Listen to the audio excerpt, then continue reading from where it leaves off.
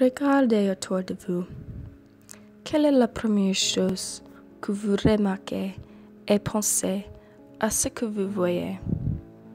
La plupart des jeunes vont commencer à décrire en fonction de leurs cinq sens. Cependant, ce qu'ils ne voient pas est quelque chose qu'ils ne peuvent pas sentir, mais qui est tout aussi important pour une personne, un lieu ou une chose, et c'est son histoire.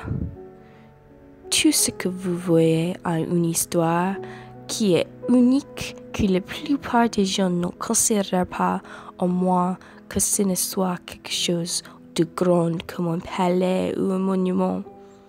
Oui, ces choses font partie de l'histoire, tout comme les routes sous vos pieds et les gens qui vous entourent.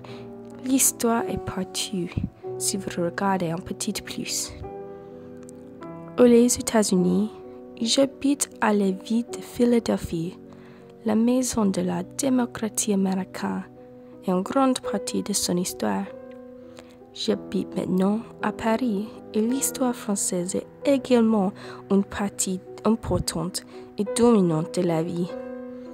Il est facile de voir l'histoire et l'importance des monuments comme la cloche de la liberté ou un lieu comme la Bastille, car ils ont été préservés et nous rappellent leur histoire. Il appartient aux historiens de préserver et aider le public à se souvenir de ces histoires, des gens et des lieux. C'est mon travail dans les archives au mémorial de la Shoah. Nous recueillons des documents et des objets pour raconter une histoire globale et collective à l'échelle macro et micro. La chronologie est l'histoire de la Deuxième Guerre mondiale, mais aussi celle de Léa Birbajal. Léa vivait au 11 rue du Sénégal dans le 20e arrondissement de Paris. Léa a été déportée dans le 49e convoi de camp d'enterrement de Drancy à destination d'Auschwitz le 2 mars 1943. Pourquoi a venue cette information? Pourquoi est-il important de savoir qui est Léa Birbajal?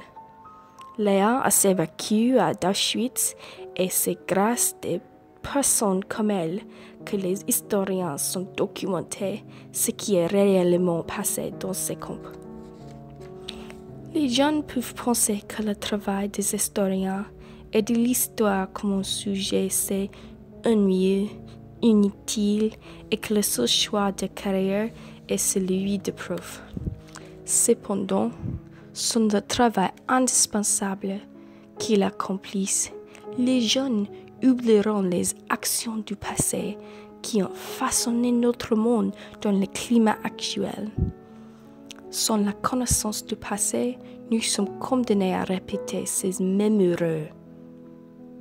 L'histoire fait en sorte que nous puissions aujourd'hui marcher au 11 rue du Sénégal, 10 minutes à pied de chez moi, et nous rappeler la vie de Léa Birbajal, qui a courageusement survécu des années à Auschwitz.